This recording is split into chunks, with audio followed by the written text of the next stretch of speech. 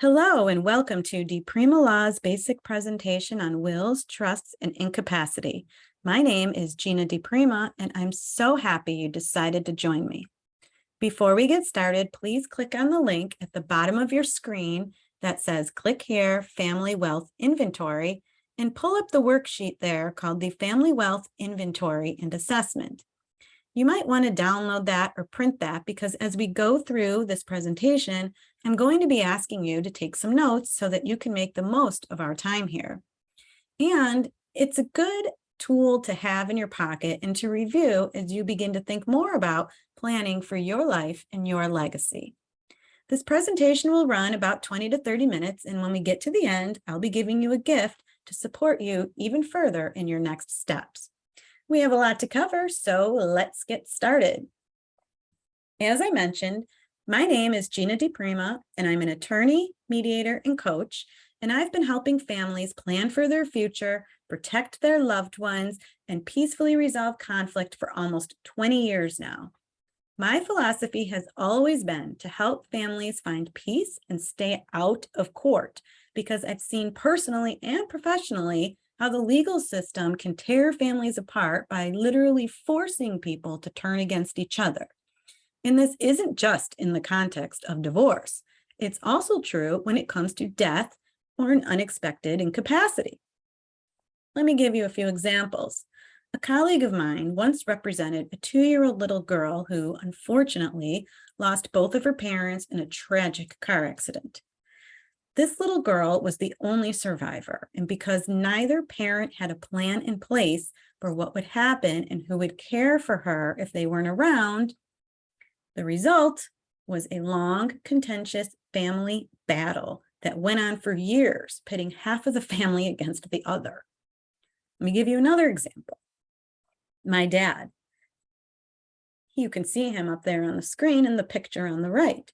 Well, I referred him to one of the best estate planning attorneys around because he's on his second marriage. He has kids from his first marriage, myself. I have brothers as well. He has a stepdaughter and he has several grandkids. And he wanted to design a plan that would provide fairly for all of us and, of course, keep the peace. Well, he went and he saw that attorney and he left the attorney's office with a will and a revocable trust in hand. And just like most people, he thought that was it. He was done, checked the box, he was prepared. But what he didn't know was that there were additional steps that needed to be taken in order for his assets to be left in the way that he wanted. Now, we got lucky because I looked it over and he's still with us, thank God. But had I not looked over his plan and discovered this, trust me, we as well would have ended up with a complete mess to sort out and a very expensive court process because quite simply, the plan that he made with the traditional estate planning lawyer would have failed. See, this happens because thinking about death isn't fun, right? So most people avoid it. I'm guilty of it as well. They know they need to plan, but they procrastinate. Then when something happens, it's too late, or they do plan and the plan fails because there's no follow through and assets get lost. And this is what drives families into court and conflict. So I've made it my mission to help other families avoid the terrible consequences that little girl suffered and what my family no doubt would have suffered had I not stepped in by supporting families to get plans and a trusted advisor in place now before it's too late. On a personal note, as you can see, that's me in the middle. And on the right, as I mentioned, that's my dad. Next to him is my stepmom and my son. And on the left, my husband and my 2 children. Yes, that's still the same little boy, just older on the right. Anyway, I share this with you to show you that I understand that estate planning is not something that you do just for yourself, but it's something that you do really for the people that you love, because it's the people that you love that are going to be left behind. So let's start by talking about what estate planning is. Estate planning refers to the legal documents created to manage your affairs if you become incapacitated or when you die. But I I'm really not a big fan of the term estate planning or even the regular process of it, because the traditional form, which focuses on the legal documents like the will and the trust and the healthcare directive, it leaves out a whole part of what it actually takes for those documents to work. And this leads to big messes, failed plans, and loved ones who are lost, confused, and in grief when something happens. They don't know where to turn, who to talk to, where to find your assets. And, you may have left behind documents, right? But they don't know what to do with those documents. What we do is called family wealth planning. And while it does include the traditional documents, wills, trusts, and healthcare directives, it's really a lot more than that. It's a proactive plan that we support you to create that leaves your loved ones with legal and financial clarity, support to make wise decisions, a trusted advisor, and the documents and guidance necessary. So if you become incapacitated or when you die, your loved ones know what to do, what you have, how to find what you have, and who to turn to so they aren't lost and confused while grieving. On top of that, when done well, the family wealth planning session supports you to have more financial and legal clarity during your life and results in you living your best life and creating a legacy worth living. As I mentioned earlier, estate planning is something you do for yourself and your loved ones. And it's not just for you if you have a lot of money in the bank.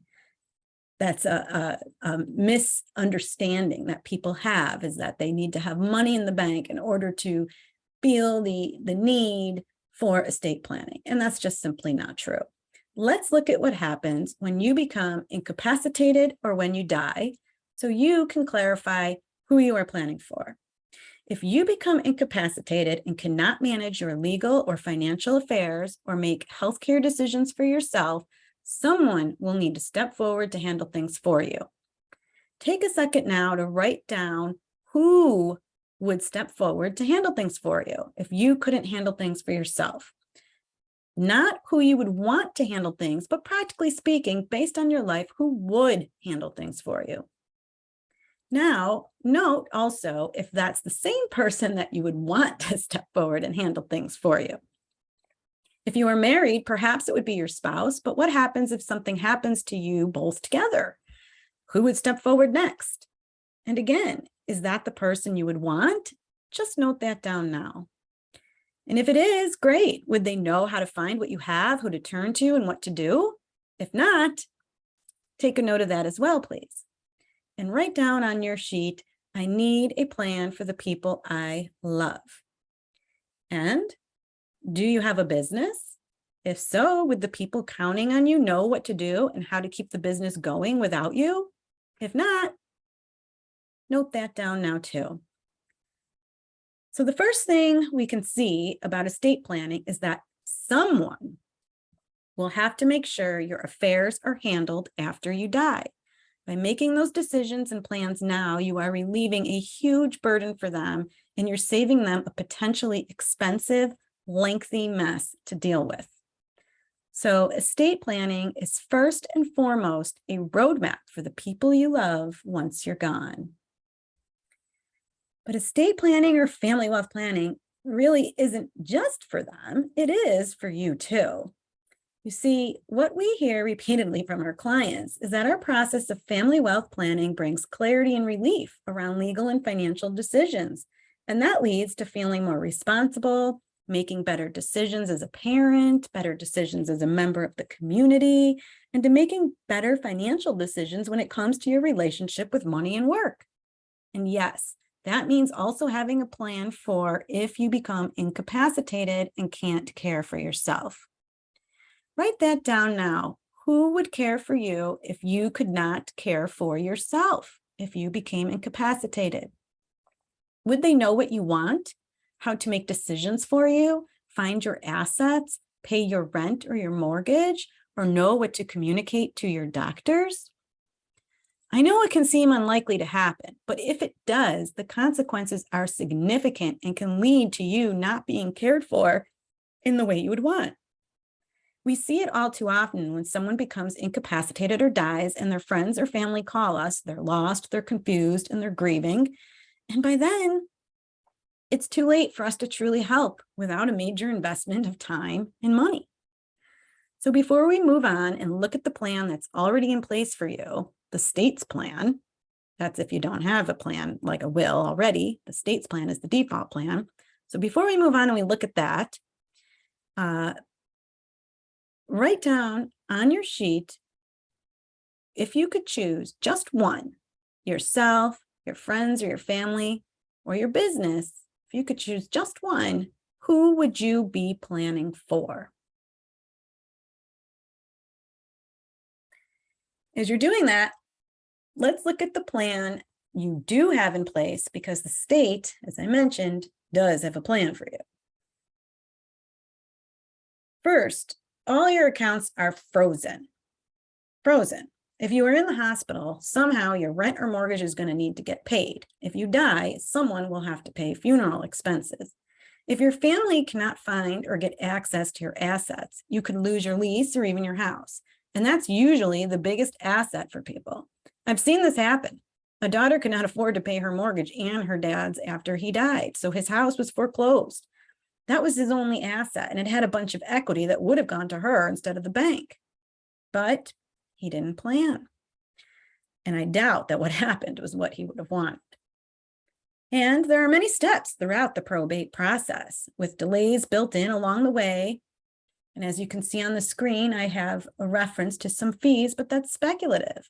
Honestly, the cheapest would probably be a few $1,000s, and that doesn't include court filing fees, attorney's fees, bond premiums, appraisal fees, and a lot of other fees. Also, probate when you pass away through intestate, again, without a will or anything, it routinely takes at least 2 to 4 months for your family to even get access to your assets. And I'm not talking about distribution of the assets. I just mean access so that they can handle your affairs. If you have kids, a judge who is a complete stranger to you and them is the person who's going to decide who raises them. And that person is going to raise them without your input. And the judge is going to decide without your input. And speaking of kids, they get whatever's left over after all the creditors are paid off, but they get it at age 18 outright, no strings attached. I don't know a lot of 18-year-olds that can really handle something like that. Now, wills, on the other hand, that would not be the state's plan for you. A will is a bit better. However, wills also go through the probate process. It's necessary and it's required. And the process of probate for a will is really pretty much the same as the process when somebody dies with the state's plan. The only difference is that with a will, you do get a little more control over who gets your stuff and who raises your kids. Now, incapacity is another thing that's also dealt with in probate court. So someone will have to file a case to be able to manage your money if you're too sick or injured to be able to do it yourself, and to make healthcare decisions if you can't communicate. That person will have to qualify to post a bond and make premium payments. Again, think about who you would want that to be and whether or not they would be able to do that. You can see that this can all be a huge, messy nightmare for the people you love and could even result in conflict among who would handle things and make decisions for you. If anything about this court process of probate concerns you, whether it's, the time that it takes, the cost that it will take, the fact that it is a court process and that it's public, and the fact that obviously there's a lot of potential for conflict and exacerbated conflict, mark on your sheet now that you want to avoid probate court.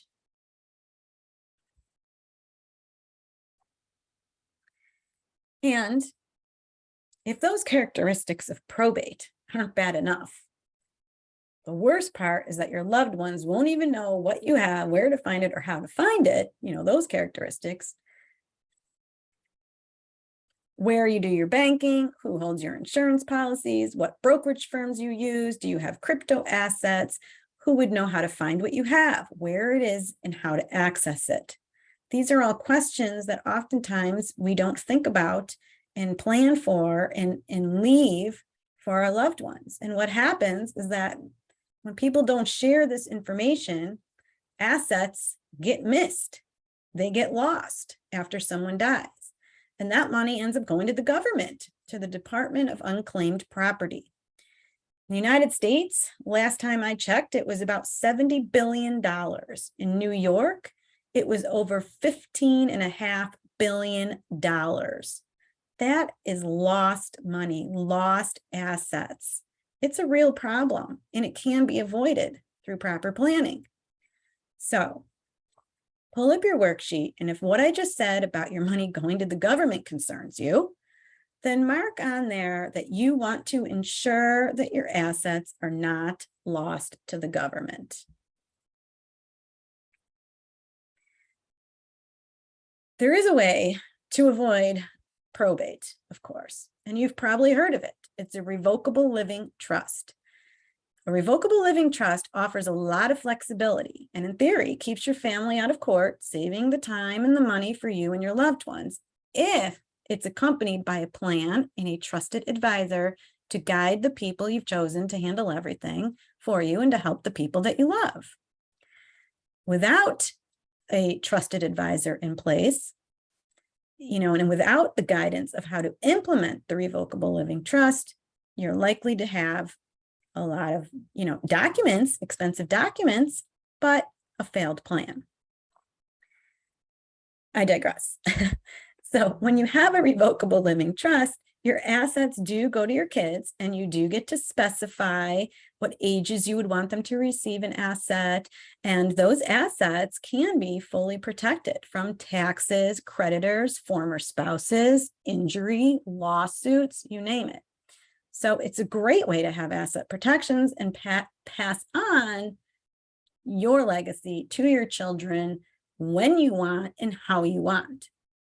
Now, revocable living trusts are not hard to set up, although it does require some paperwork and then to be updated on an ongoing basis if you want to have a good plan. And if it's set up right and well maintained, it comes into play upon your incapacity too, not just your death. And will keep your loved ones out of court, out of conflict, and will ensure that everyone knows just what to do if something happens to you. But here's the thing. Even a revocable living trust alone isn't the answer, not even with a will, healthcare directive, and a power of attorney. You see, we've seen what happens when people create a plan, take it home, stick it on a shelf or in a drawer or in a hard drive, and they never look at it again. The plan is designed to fail. By the time something happens, it's out of date, your assets are not updated, your loved ones don't know what to do, and all they have is a pile of expensive paper and no one to guide them. Now I'm going to show you how a family wealth planning session is different and why it will work when you need it. See, today there are many options for estate planning. Whether you work with an online service or even a lawyer, you can easily get a second set of documents in place for the people you love, but you need to consider more than just the documents. You need to consider how your family will know where your assets are, if they're going to have an advisor to turn to, and all of the things that we've really been touching on already. And what we found is that estate planning focused on documents is not what you really want. What you really want is a plan that ensures you've made the best legal and financial decisions throughout your life and will guide your loved ones after you're gone. And we've created a way to ensure you get just that. We begin by taking you through a 2-hour process to clarify what you have, what you need, and how to choose the right plan for yourself and the people you love, and how to ensure that you have a plan that will work. As part of this plan, we support you with legal and financial clarity, wise decisions, and the support of a trusted advisor to get the right documentation in order now for your life and for your legacy and for the guidance later for the people you love. If anything I've said today has you thinking, would my assets end up lost to the government? Or would my family have to go through to take care of or what would my family have to go through to take care of my affairs? Will they be able to find what I have or know what to do or be lost and confused? What should I do? If any of that is what you've been thinking, if those thoughts have crossed your mind, I want to support you to know that you've done the right thing. And we do that through a family wealth planning session. During that session, you'll tell me about your family dynamics and assets, and I'll tell you about the law. So you'll know exactly what would happen to the people you love. You'll tell me what about that works for you and what doesn't work for you. And then together, we will choose a plan that's best for you, a plan that's most affordable, effective, and efficient, and designed specifically for you and your family and your intentions and desires. Now, normally, the family wealth planning session is $750 because I set aside up to 2 hours and it's a full working meeting. But because you're here today and you got educated today, I'm going to give you a way to get that session with me for free, plus get $250 off toward any planning that we do together. More on that in a moment. I want to also highlight for you that in the family wealth planning session, if you already have a plan in place, if you already have documents in place, I would love for you to bring that in too, because as I said, what we do is we look at where you are at today and what would happen today if something were to happen to you. So we look at what you have in place, whether you have documents in place or whether that's the state's plan.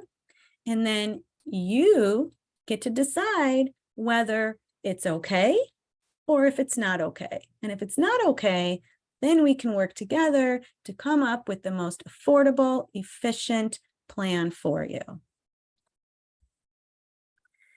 So before I give you your next steps, I do want to address one thing, which is why you might not want to plan. Common myths. Most people think that estate planning is only about money. And while that might be true with estate planning, it's not true with our family wealth planning. Our family wealth planning is about your life choices for your children, your assets, and the people you love. It's about how much control you want over what happens and the kind of care that you want for yourself and for those that you love. Another myth. Some married people think they don't need a plan because their spouse gets everything anyway. Well, the truth is a marriage certificate does not necessarily mean that your spouse gets to make decisions for you. And your spouse may not, quote unquote, get everything. It solely depends on what kinds of assets you have and how they're owned. Let me give you another example. A woman came to see a colleague of mine after her husband had died, and she realized at that time that she didn't own her house outright. Previous to his death, she thought anyways that they had owned it jointly, but once he died and he didn't have any kind of plan in place, she mistakenly thought that she would get, quote unquote, all of his stuff, but that's not what happened. She ended up owning the house, but she owned the house together with her 2 children. And she couldn't afford the house. She wanted to sell the house, but she couldn't do it without their consent. And her daughter wouldn't give her consent. So unfortunately, this lady was facing foreclosure because she couldn't afford to keep up the big house on her own. Another myth. Finally, people think they can't afford to pay an attorney for estate planning. Well, the truth here is that if you don't have a plan, your family bears the cost. And if you think it's too expensive for you, imagine how time-consuming and costly it will be for them. Remember, the state has one for you, and it's probably not a plan that you or they will like. If you really think you can't afford to pay for estate planning, then I want to encourage you to read my articles and read my newsletter to clarify what you can do on your own. And then, if you really will do it, educate yourself and do it. But generally speaking, that will cost you way more than working with us to handle it for you. So you don't have to have an attorney, but you do need to have an understanding and the proper education. So please, if you are of the mindset that you really want to do it on your own, you can, but please educate yourself first. What's next? I've hosted this short presentation here to make it easy for you to get the right plan in place for yourself and the people you love. And now I'm going to make it even easier because all of my systems and processes are designed to help you do the right thing and to make it as easy as possible to keep moving forward. Even if you want to procrastinate, put it off, or not do it at all because it's just another thing on your to-do list. So in service to that, if you've heard enough and you're ready to take your next step, I will be giving you a $1,000 golden ticket to support you. The $1,000 golden ticket gets you $1,000 in legal services as my gift, as long as you are willing to do your part by making it as easy as possible for me to help you. To get your $1,000 in legal services, which is the family wealth planning session at no charge, plus $250 towards your legal planning after the family wealth planning session, all you have to do is commit to completing a bit of homework prior to the family wealth planning session and submitting that homework to me ahead of time. So we're both prepared for our 2-hour working session. And again, in that 2-hour working session, you and I will get to know each other. I'll get to understand your family dynamics, your assets. You'll get to know me. I'll explain the law, and we'll apply the law to your current reality in your current situation to see first whether or not it's okay, and if you're okay with it. So to get started, click the link at the end of this presentation to schedule your family wealth planning session. Once you do that, I'll send you your homework, and if you need help completing it, we'll get you that help. But the great part about this homework is that it'll get you more financially organized than you've ever been before, so that no matter what happens, your loved ones will know what you have and where to find it if something happens to you. And I'll give you a little preview that your homework is basically the family wealth inventory and assessment that you've already downloaded. So you can get started on that right away. Once you finish your homework, we'll have our session, and together we will choose the best, most affordable plan for you and the people you love, if, in fact, that's what you choose to do. Now, I know that the number one reason people fail to plan is procrastination. And I'm going to give you this extra $250 incentive to not procrastinate any longer, because I know it's something that you want to do for your family anyway. We all want to do it. We just need to do it. Two different things, right? I know this because, like I said earlier, I was guilty of that myself, procrastinating and procrastinating. I did get it done, but I had to force myself. And I'm asking you to do that for you and your loved ones now. If you decide to wait and do it later, you can, of course you can. But if you want the $1,000 golden ticket, then you do need to book your family wealth planning session with me within the next 3 days. I want to really encourage you to just take these steps forward, to do what is right, to do what you need for yourself and for your family. And of course, you can wait, like I just mentioned, and you won't get the $250, but keep in mind that, you know, with every breath that we take and every moment that we wait is a risk. It's a chance. And you don't want to be in the position of not having done it in time. Okay. Now, one last thing here about booking, just a heads up. You're going to see when you book your family wealth planning session that the system is going to ask you for your credit card information and that there will be a $20 charge. Now, this charge is just to hold your spot and just to confirm your commitment to submitting your homework before our session. And that $20 will be rolled forward towards services if you do decide to move forward with planning, or it will be refunded to you if you decide not to move forward and you're perfectly happy with how things stand as they are. I set aside 2 hours with you.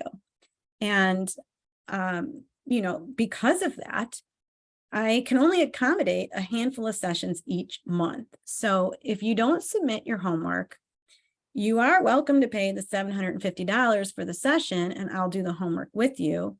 Or if you don't come to the session, then your card will also be charged the $750 fee because that spot could have been used for somebody else. Last, if you want to book a session after 3 days from now, I'll still waive the planning fee of $750 if you agree to submit your homework ahead of time. But the $250 toward your planning, the extra $250, which makes it the golden ticket, now that's only available if you book within the next 3 days, so I can reward you for taking that action and moving forward. So to just summarize that, when you schedule, you will be charged $20. Really, it's to hold your feet to the fire. Okay, that $20 will be rolled forward towards services or refunded to you depending on the decisions that you make at the family wealth planning session. The family wealth planning session is usually a $750 session, but I am offering it to you for free, provided that you complete your homework in advance. If you cancel or don't show for the session or need me to complete the homework with you, which is perfectly fine, although I do ask for a heads up in that case, then and only then will you be charged the $750 for the session. So your next steps are to complete and submit your family wealth inventory and to claim your golden ticket today by scheduling your family wealth planning session today, or at least in the next 3 days. To schedule your family wealth planning session and claim your golden ticket for $1,000 of free legal services, all you have to do is click the link at the end of this presentation that says schedule your family wealth planning session. And on the booking form, just note the word BASIC, B-A-S-I-C, so I know that you watched this presentation. And please, when you book the session, do include the same email that you used when you registered for this session. If you find that you're confused or need a little clarification of whether a 2-hour working session with me to review your assets, your family dynamics, and the law and determine what will happen if you become incapacitated or when you die, then you can schedule a free 15-minute consult call with me by going to the link that is also at the end of this presentation for scheduling a free 15-minute phone call. I want to thank you so much for taking the time to make wise legal and financial decisions for yourself and the people you love. I look forward to meeting you and to supporting you to make informed, empowered choices for yourself and your loved ones. To schedule your family wealth planning session and claim your golden ticket for the $1,000, just click the link on your screen that you see there, schedule family wealth planning session. If you need more clarity, as I mentioned, click the link at the top right, schedule your 15-minute call with me. And again, I thank you so much for taking this time, and I look forward to supporting you.